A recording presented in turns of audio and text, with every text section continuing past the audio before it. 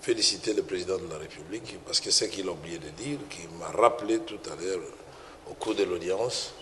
Il a félicité aussi la Cour constitutionnelle qui a accepté tous les candidats. Parce que dans le mental de certains membres de l'opposition, et même la plupart des Congolais, ils étaient convaincus que Katumbi ne sera pas candidat, il sera rejeté par la Cour constitutionnelle. On l'a accepté et moi j'étais l'homme le plus heureux parce que j'aime toujours m'affronter à des forts. Comme ça, le résultat, il est incontestable. Quand vous êtes une grande équipe, vous avez en face de vous une petite équipe, les challenges ne vont rien du tout. Donc nous avons mené un combat démocratique sur le terrain.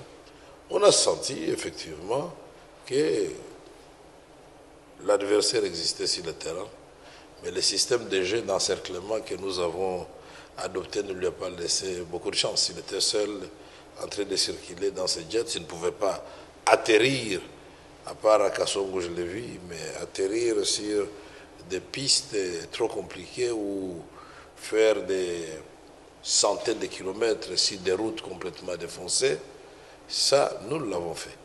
Et les résultats, nous attendons que je ne vais pas anticiper, parce que beaucoup commencent déjà à nous féliciter, donc, parce que c'est un secret de polichinelle. La CENI a choisi la méthode qui avait été édictée par l'opposition et conférée dans la loi, c'est-à-dire bureau par bureau. Et donc, nous savons ce qui se passe régulièrement. Et il faut vraiment maintenant que nous nous battions, c'est-à-dire nous, Congolais, pour consolider la cohésion nationale. Parce que les élections n'ont pas réglé la question de l'occupation de Massissi, de Rutshuru et une partie de Nyiragongo.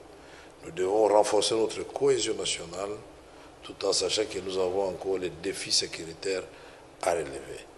Nous devons, autour du président Félix Tshisekedi, nous qui sommes proches à lui rappeler, d'abord lui-même il le sait, qui est une fois proclamé par la CENI, il devient le président de tout le monde, de ceux qui ont voté pour lui et de ceux qui n'ont pas voté pour lui. Il est le garant de la nation, il est le garant des droits de tous les Congolais.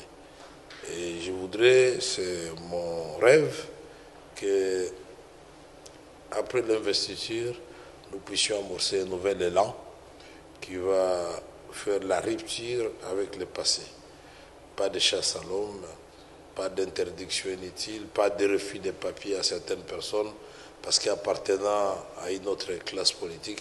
Je crois que tout cela, connaissant bien le président Félix Tshisekedi, il va le faire. Mais ceci dit, nous devons aussi, nous, en tant que collaborateurs, emboîter le pas au chef.